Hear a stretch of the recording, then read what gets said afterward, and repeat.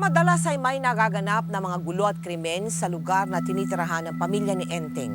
At dahil dito, sa murang edad ni Enteng, maagang namulat ang kanyang mga mata at isipan sa hirap ng buhay. Kaya naman ganoon na lamang katindi ang kagustuhan ni Enteng na makatulong sa kanyang pamilya. Sir Balse, 10 kilong bakal. Enteng, 10 kilong bakal ah. Enteng, parang puyat ka na naman ah. Magpahinga ka naman. Pumapasok ka pa ba sa klase? Opo, sir. Dapat lang, kasi kung hindi, magagalit ako sa iyo. Gusto ko lahat kayo dito na anak-anakan ko dito sa Tambakan, gusto ko makatapos kayo lahat ng pag-aaral. Kaya yung tutulad dyan, kay Johnny, hindi nakatapos ng elementary dahil sa katamaran. Tuloy, walang alam kung hindi maglasing. Tingnan mo.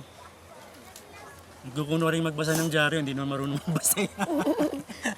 Anong hindi marunong magbasa? Oh. Sir Balse, may Ano? medal yata to noon. Medal! Eh, bakit baliktad ang dyaryo mo? Teng, kamusta na palang tata-testing mo? Gumaling na ba? Ayos na po siya ngayon. Medyo magaling-galing na rin po. Meron akong vitamins dyan galing dun sa mga kapatid ko nasa States. Bigay mo ha, sabihin mo galing sa akin.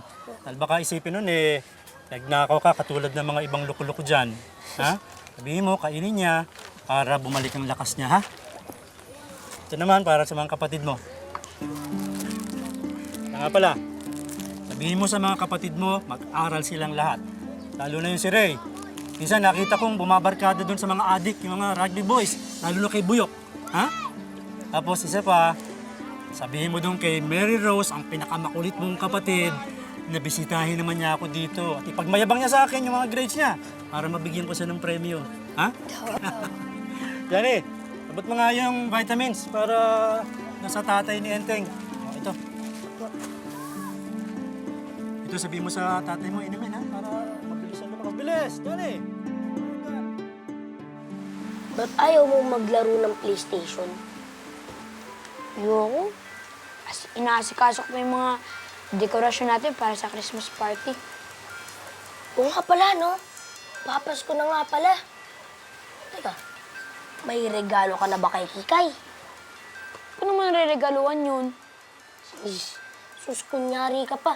Eh, alam ko naman na crush mo yun eh. Naku, bata-bata pa natin, no? Sika, liligawan ko yun. Roman. Oy, Esting!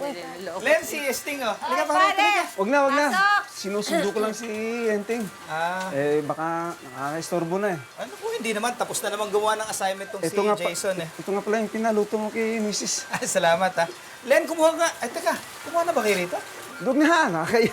Huwag na. Pahinga ng Enteng. lalagyan, Len, para mabigyan natin itong sina Esting. Huwag na, pare. Huwag na.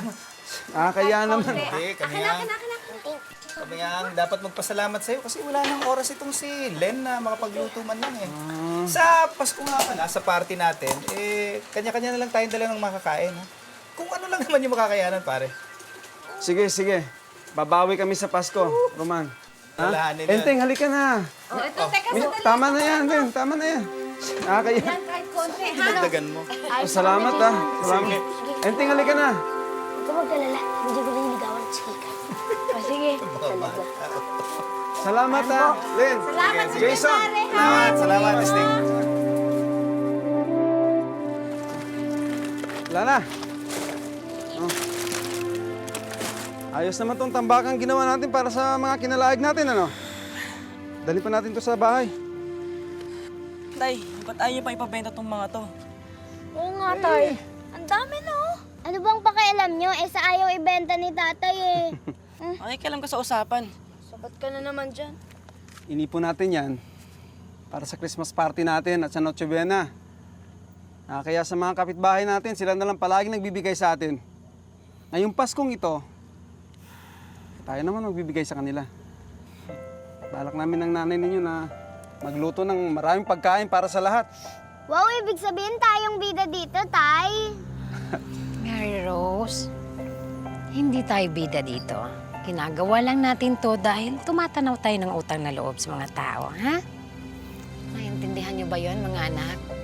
Ang tatay at nanay, Kung maiiwasan, ayaw tumanggap ng tulong sa iba. Kung tatanggap man sila, gumagawa sila ng paraang makabawi sa tumulong sa amin. Hindi daw kami dapat manimos. Dahil maski mahirap, dapat may dignidad pa rin daw kami. Kaya nung palapit ng Pasko, wala kaming tigil sa pangangalayik para makabili kami ng ihanda sa Christmas party. Pero nang ibebenta na namin ang mga naipon namin, basta mga regalo ang natanggap namin.